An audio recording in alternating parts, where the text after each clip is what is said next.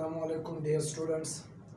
As I had promised के एक नया सीरीज शुरू किया गया है इंग्लिश ग्रामर के और स्पोकन वोकेबलरीज के रिलेटेड। तो ग्रामर के आज फर्स्ट वीडियो है जिसमें हम देखने जा रहे हैं बेसिक्स ऑफ इंग्लिश। बिल्कुल बेसिक से शुरू करेंगे इंशाल्लाह। On a daily basis you will be getting videos of the English grammars. उसमें tenses, passive, direct, indirect, narrations, conditional sentences, all parts of speech will be taught to you in detail inshallah. So without wasting a time आज की class को शुरू करते हैं जिसमें से we are going to mark the basics of the English। तो basics of English में से फर्स्ट ऑफ ऑल जो चीज़ हम रखते हैं दैट इज लेटर्स, यानी बिल्कुल बेसिक से शुरू कर रहे हैं, ठीक है। अब लेटर्स क्या है, तो लेटर जो है वो आपकी smallest unit of any language होती है। अब स्मॉलेस्ट यूनिट ऑफ लैंग्वेज से मतलब क्या है कि जो आपकी ए बी सी डी है वगैरह, ये आपकी स्मॉलेस्ट यूनिट है, इसको लेटर्स कहा जाता है, जिसको आप ए बी सी डी से लेकर के जेड तक मार्क करते हैं, ठीक है। तो इंग्लिश में आपके साथ जो लेटर्स बनते हैं वो 26 है। We have 26 letters in English. लेकिन उसी के साथ एक दूसरा नाम है अल्फ़ाबेट्स के नाम से। ना व्हाट इज अल्फ़ाबेट, तो अल्फ़ाबेट को अगर हम देख ले और इंग्लिश में कितने अल्फ़ाबेट है, तो जी इंग्लिश में आपके साथ ओनली वन अल्फ़ाबेट है, means we have only one alphabet in English. अब अक्सर लोगों से जब मैं पूछता हूँ या जहाँ तक मुझे सुनने को मिलता है तो वो कहते हैं कि वो मिक्स कर देते हैं लेटर्स एंड अल्फ़ाबेट को। If I ask how many letters are there, तो कोई आंसर मिलता है 26 लेटर्स का। एंड हाउ मेनी अल्फ़ाबेट, हत्ता कि लोग उसको अल्फ़ाबेट्स भी कह देते हैं, जो कि रॉन्ग है। इसके एंड में आप कभी भी एस नहीं लगा सकते हैं क्योंकि वो सिंगुलर है और इंग्लिश में सिर्फ एक ही अल्फ़ाबेट आपके साथ बनते हैं। तो अल्फ़ाबेट क्या है कि ये जो आपके लेटर्स है ना, उनको जब आप एक ग्रुप में रखते हो ना, जिस तरह से मैं कहता हूँ ना कि आपके साथ एक क्लास है, उस क्लास में आप उसके अंदर स्टूडेंट्स को रखते हो, तो उसके अंदर स्टूडेंट्स जो है वो 26 है। जब वो 26 स्टूडेंट्स मिल जाए तो वो एक क्लास को फॉर्म करते हैं। तो इंग्लिश में अल्फ़ाबेट एक है। अल्फ़ाबेट मीन्स वो लेटर्स का ग्रुप। तो ग्रुप आपके साथ एक है, ना कि 26, ठीक है। आप इस चीज़ को माइंड में लॉक करके रख ले। We have only one alphabet and we have 26 letters. Letters A B C से लेकर के जेड तक जो है वो लेटर्स है जो कि 26 बनते। जब आप उन सब को रखते हो एज अ होल एक करते हो तो वो आपके साथ एक जो है अल्फ़ाबेट बन जाता है, ठीक है। अब आकर के देखते हैं तो जो आपकी 26 लेटर्स हैं उनको डिवाइड किया जाता है दो कैटेगरीज में। एक को नाम दिया जाता है कॉन्सोनेंट्स को और एक को नाम दिया जाता है वॉवल्स का। ना what are consonants and what are vowels, तो वॉवल्स वो आपके लेटर्स है जो कि आप प्रोड्यूस करते हो वोकल कार्ड में, यानी वो लेटर्स जो आपकी वोकल कार्ड में आप उसको प्रोड्यूस करते हो या प्रोनाउंस करते हो तो उनको आपने जो है वॉवल्स कहना है। इफ आई से A, E, I, O, U. Now all these five were the letters which were produced in my vocal cord. यानी उनमें से आपने जबान को, टंग को, एल्वेलर रिज को, नेजल्स को, लिप्स को, टीथ को, किसी को भी पार्टिसिपेट नहीं करवाना है, ठीक है। आपने वो लेटर्स को यहाँ पर प्रोड्यूस करना है। लेकिन जो आपके कॉन्सोनेंट्स है वो कॉन्सोनेंट्स होते हैं while the other parts of the mouth they will participate as well, like टंग है, टीथ है, एल्वेलर रिज है, आपकी नेजल्स है, आपकी लिप्स है। फॉर एग्जाम्पल मैं यहाँ पे लिखता हूँ बी। ना जो बी मैंने प्रोनाउंस किया वहां पर मैंने ये बाई लिप्स थी जो मेरी दोनों लिप्स ने इसको टच किया। मैं कहता हूँ एल एम एन जेड। अब ये जो कॉन्सोनेंट्स को मैं प्रोड्यूस करता हूँ तो उसको आपने इनसाइड माउथ जो है वो प्रोड्यूस करना है, यानी माउथ के अदर पार्ट जो है उसमें पार्टिसिपेट कर लेंगे, ठीक है। सो वॉवल्स को नाम ही वॉवल्स इसीलिए वोकल कॉर्ड से लेकर के दिया गया that they will be produced in vocal cord A E I O U. But as far as it's about consonants they will be produced inside your mouth, means the other parts of the mouth they will participate while producing this letters, ठीक है। सो अभी तक आपने mind में क्या lock करना है कि 26 लेटर्स है, 26 को डिवाइड किया जाता है दो कैटेगरीज में। We have 5 vowels and 26 consonants, और अल्फाबेट आपके साथ इंग्लिश में जस्ट एक है, ठीक है। अब उससे थोड़े आगे लेवल के देखते हैं। तो अगले लेवल पर आपके साथ आ जाता है वर्ड। अब वर्ड की डेफिनेशन क्या है? तो वर्ड की डेफिनेशन है a meaningful unit of letters, ठीक है, यानी लेटर्स का जो है एक मीनिंगफुल यूनिट होना चाहिए, कि यानी उसमें से यूनिट्स होने चाहिए, उनका एक ग्रुप होना चाहिए लेटर्स का। एग्जांपल से मैं कहता हूँ बुक, ये आपका एक लेटर, दूसरा, तीसरा, चौथा, ये 4 लेटर्स मिल करके उसने एक वर्ड्स को प्रोड्यूस किया और वो वर्ड है आपके साथ बुक।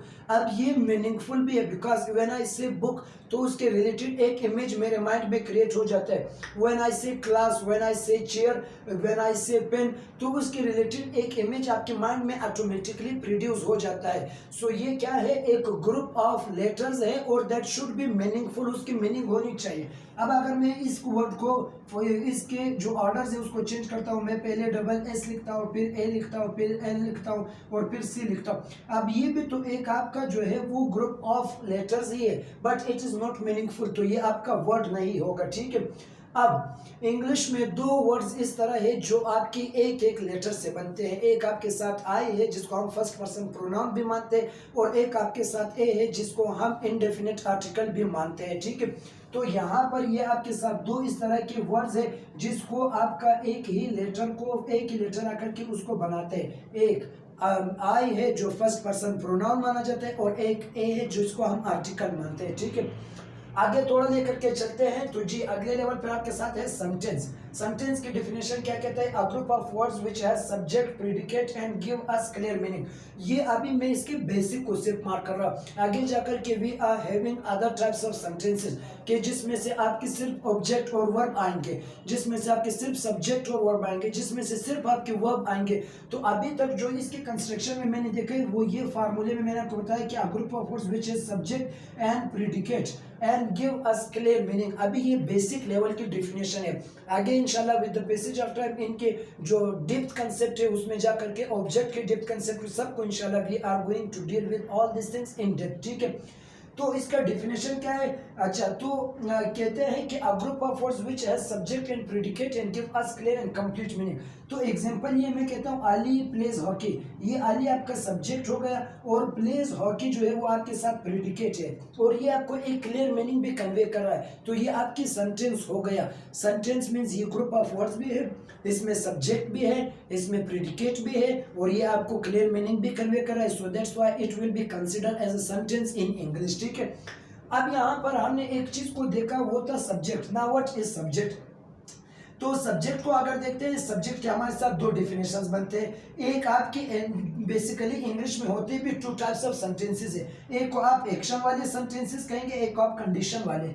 एक्शन वाले सेंटेंसेस के उनमें से कोई ना कोई एक्शन परफॉर्म होता हुआ होगा, ठीक है। इफ आई से के लाना, देना, जाना, बैठना, मारना, पढ़ना, पढ़ाना, ये जो एक्शंस प्रोड्यूस होंगे, आपके एक्शंस प्लेस करेंगे वहां पर, तो वो एक्शन वाले सेंटेंसेस होंगे। लेकिन एक कंडीशन वाले सेंटेंसेस होते हैं कि उसमें कोई काम नहीं होता है। मैं कहता हूँ कि वो मेरी टीचर है, या मैं कहता हूँ कि कोई जो कराची है वो एक बिगेस्ट सिटी है, कराची पॉपुलस सिटी है, या मैं कहता हूँ कि ये एक मार्कर है। अब इन सेंटेंसेस में आपके साथ कोई काम नहीं था, ठीक है।